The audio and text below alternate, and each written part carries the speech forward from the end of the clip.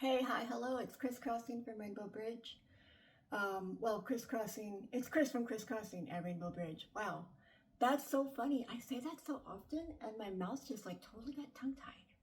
Hi, I'm just checking in with y'all because this is something that I've been working on. Um, One of my new philosophies has been based upon the idea of making micro decisions throughout your day that add up to the bigger picture of accomplishing a goal. As many of you know, I've had a very colorful life experience where I raised people into adulthood before I decided to, before I went back to college and, got really serious about my career. Um, Sometimes life presents you with options and you just take the best available option at that time, right? And so that's kind of what I did. And so I take that as a blessing.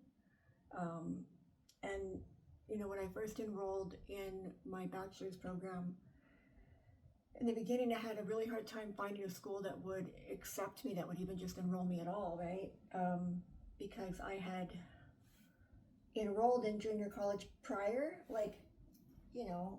more than a decade previously, and some life circumstances had occurred. And so it appeared on my record that I was, not a responsible student. And and so they didn't really give me a chance, which is totally understandable. Like, I have to see it from their perspective, right? Because I do see it from their perspective. And that's fair. But eventually I found a placement that would accept me. And, I took my entrance exam and got enrolled. And it was actually really awesome. And then I got, the program schedule, like the class schedule, because it was one of those concentrated programs where you don't really, you do prerequisites, but you don't really have to do, general education and stuff. And so I'm looking at all these classes and the amount of time that each one takes, like each class itself takes, like from beginning to end. And then when you open up each course, you can see the work. And I was overwhelmed even just at the reading list of required books that I had to buy just for the first semester. I was so overwhelmed. And it felt like I was, mountain climbing through sludge. And it was really hard.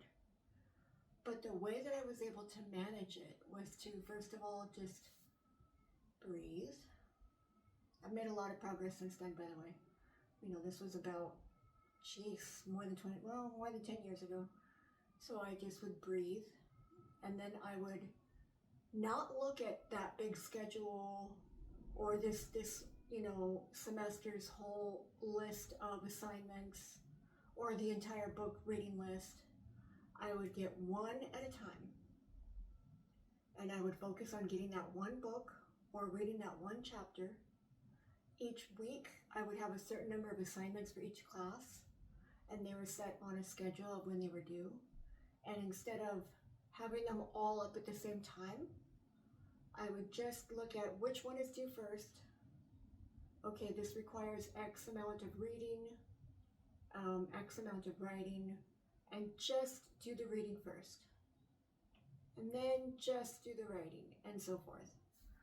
And this, I would often get overwhelmed, even though I was trying really hard to not be overwhelmed. And what I noticed was the harder that I tried to not feel the sense of overwhelm, the more overwhelmed of a sense I would feel. And that is because, your brain is working really, really hard, right, to help you to survive. And not every situation in our modern life, if we are lucky, right? Philosophically, who's to say what luck really even is, right? But if you're living in a location and you have access to certain life-sustaining things like food and shelter and water and, I would argue electricity, and perhaps Wi-Fi would be helpful because of the digital age. But if you have access to all of those things, it's going to be pretty likely that you're not fighting for your life on a daily basis. Obviously, this is not discounting people who are in a home where there is family violence occurring, child abuse, domestic violence, intimate partner violence. For those people, you hold a very special place in my heart. And you can always message me and talk to me offline if you're going through something hard or if you're trying to recover from something like that. That all being said, I said that to say this. Your brain wants you to survive, but when you start to try too hard, your brain kind of gets the signal that you're probably in danger right now. And so then it releases these lovely neurochemicals, hormones, into your bloodstream, and your central nervous system responds, and then before you know it, you're in fight or flight, even though all you're trying to do is write a paper, right? Or read your textbook or whatever. So lately my goals have been a little bit sporadic, and I can say that is a reflection of the level of stress that I'm experiencing in my life. Although I'm very calm, I am in the center of a storm in my tranquility. I also am aware of the 3D experiences that are happening around me, right? IRL, in real life, quotation mark. And that's significant to pay attention to, because even if you work with me or some other guru or guide or healer, and you're getting spiritual coaching or financial coaching or academic coaching, there's still going to be real life stuff, situations that you need to experience, work through, progress through, that can sometimes be challenging, right? And there's a scale of how challenging something might be. Oftentimes I find that when something is really challenging, it's an opportunity for me to grow.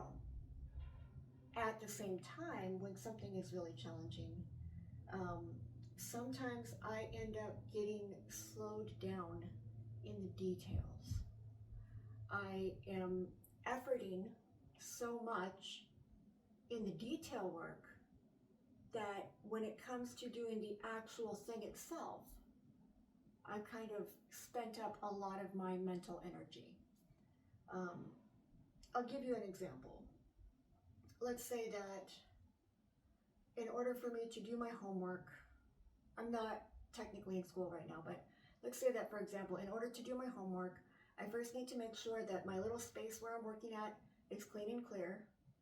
And so then whatever is around in that space that doesn't already have a home or is not put in the place where it belongs needs to be put away, needs to be wiped down, needs to be dusted. And if I haven't already completed my organizational process in my space, then that means that there might be several items. They appear random, but they're not. They're ADHD, sprawl. But there'll be several items that don't have a home yet. And so then time can be spent in trying to figure that out, right? So that is not only not time efficient or effective, but it's also spending a lot of the thinking fuel that my brain has. So first things first, a workaround for that is to find little pieces of time throughout your day or throughout your week or on your day off where you declutter as much as possible. And if you need things to be, set up so that they work for you, that's fine. I find that I am organizing and reorganizing things at least once every 2 or 3 weeks. And I'm okay with that. That's just how I think, and it's how my brain works. But the idea is, the goal to keep in mind here is that you want to be able to know where your things are, and you want to be able to have at least some areas in your home that stay mostly clean and mostly clear. Because then when you need to do any type of activity that requires a focusing, right, like a homework assignment, you're not having to spend 45 minutes just getting the space clear. Okay, so now next step, let's say that now my space is clear, and I go into my computer. This is crazy, right? But it's not crazy at all. These are the little micro things that can be sort of challenging to some people, myself included. So go to my computer now. I gotta make sure I plug it in. Oh, I gotta make sure I have the plug. I have to make sure that wherever I'm sitting is close to a power strip that has the safety feature on it, so that in case there's a power outage or an electrical surge, you know, it won't blow up my computer. So that's a whole thing in itself, right? So again, going back to making sure that your home or your workspace is organized ahead of time. So when you're in a clear thinking mind space, that's when you want to take advantage of that. So like when you clean and clear off your work desk or whatever, when you have that opportunity and you're thinking clearly, that's what you want to make sure to do. Like make sure that you have a safe power strip and so forth all ready to go. So a good trick that other people have also shared on various websites and platforms is that for the ADHD brain, it's really helpful to have like a staging area and to have certain things, certain specific things that are always in the same place. So that place might change slightly. Like I have two backpacks right here. Today I'm gonna bring the black backpack because it looks much nicer and have a job interview today. But usually my laptop and the charging cord stays in my big blue backpack. Why? Because it's a big bag. So that's one of the examples, you know, or like if you are a person that wears makeup or if you need sunblock, you want to always have certain items in the same place, like maybe always in your backpack. And then you want to make sure that your bags or whatever it is that you need to go outside into the world are always in the same general area, so that when you're walking out the door, which is typically when my ADHD and anxiety really slow me down, I don't have to think at all. It's there, I know it's there, I can go. Sometimes I'll leave things in my car as well. Pros and cons, my garage got broken into recently. You know, so if something's in my car, they can totally steal it. So anyway, you make up your mind on that. So now I got my computer, it's plugged into my safe power strip. What next? Well, I have to sign in. If you have ADHD or if you experience the symptoms of autism spectrum experience, I don't like the word disorder, then you understand what I'm talking about, right? So you gotta sign in. Okay, now you're signed into your computer. Now, depending on what running system you have and how many windows you have open, you might have a bunch of windows or tabs open at the gate, right? So whatever you were doing the last time you had your computer open, it's beckoning to you maybe, hey, come and check out this document that you were doing and this other thing, and oh, this thing didn't print yet. And so like it's a whole lot of stuff, right? So for me, I need to clear everything out, and I have to do that one window at a time or one tab at a time, and I can't close the tab until I open it and I look at it. Then I have to save it. Or do, you know, if it's a document, I have to do something with it to categorize it or whatever. If it's a tab that I'm going to need for the future or whatever, I need to mark it as favorites, and then I go into the favorites bar or folder, etc. So you see where I'm going with this, hopefully. So now I've gone through, now by this time I've taken 45 minutes or so to clean and clear the space, assuming it's not organized at the beginning. I've taken at least 10 to 20 minutes making sure that I have the plug and the power strip. Now this is what happens when you're not prepared, right? And then the logging into the computer itself, again, anywhere between 10 minutes to an hour, honestly. And this is like how things can unfold if you're not really implementing tools, right, to empower yourself. And so now I've got all my tabs or windows cleared, closed, saved, whatever, put away. Now I need to go to the website for my school. Okay, well, let's say that I have my password saved and it's in my favorites bar, but I can't remember which browser version I was using to open it. So now I have to figure that out, right? So there's all these little tiny micro decisions throughout the day that I think sometimes neurotypical people take things for granted. And I don't mean that as an insult in any way.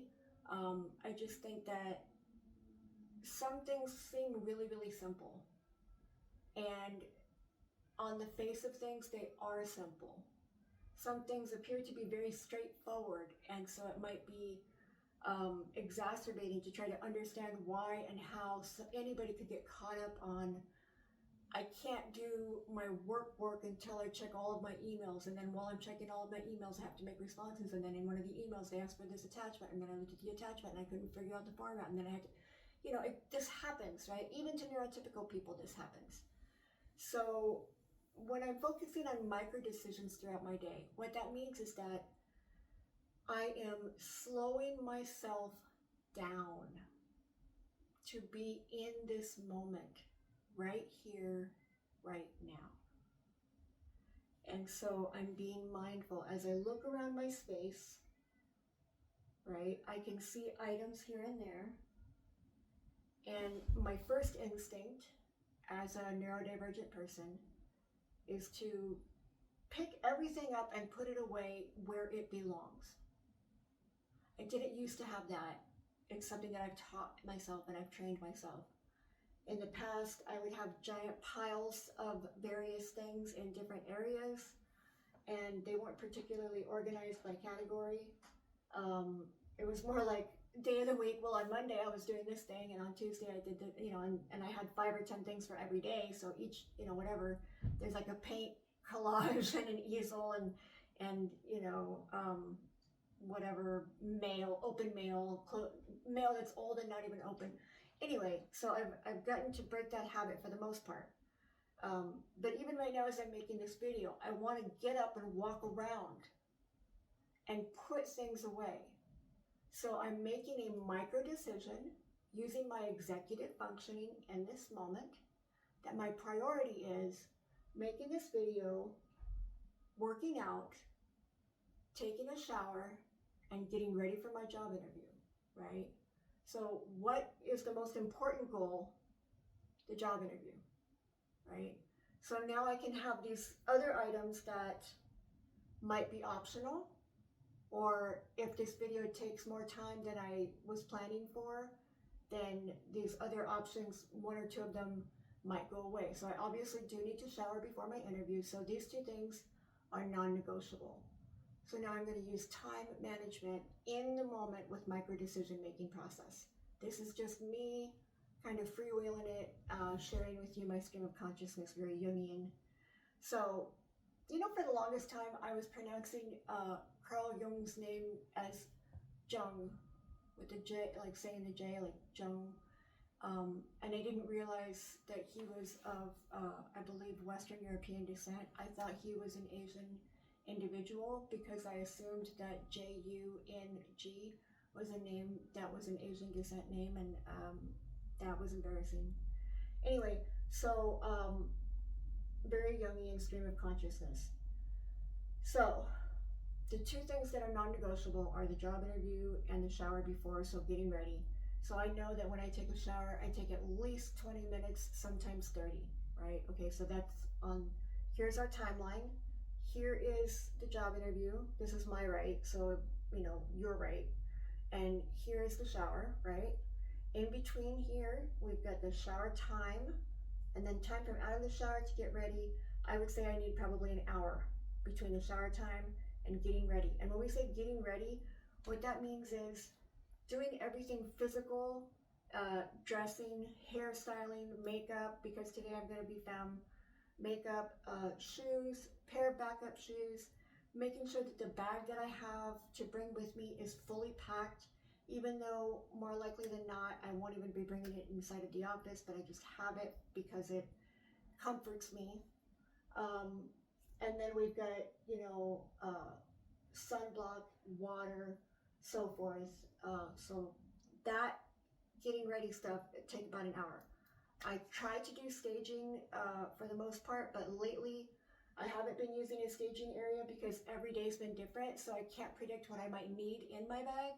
But normally, my bag would be packed and ready to go and at the front door or out the back door. I could have done that last night, but I just I didn't, you know, so that's okay. So packing the bag and making sure all that stuff is in there will probably take about 20 minutes or so, give or take. And then we've got the travel time from my location to the job location.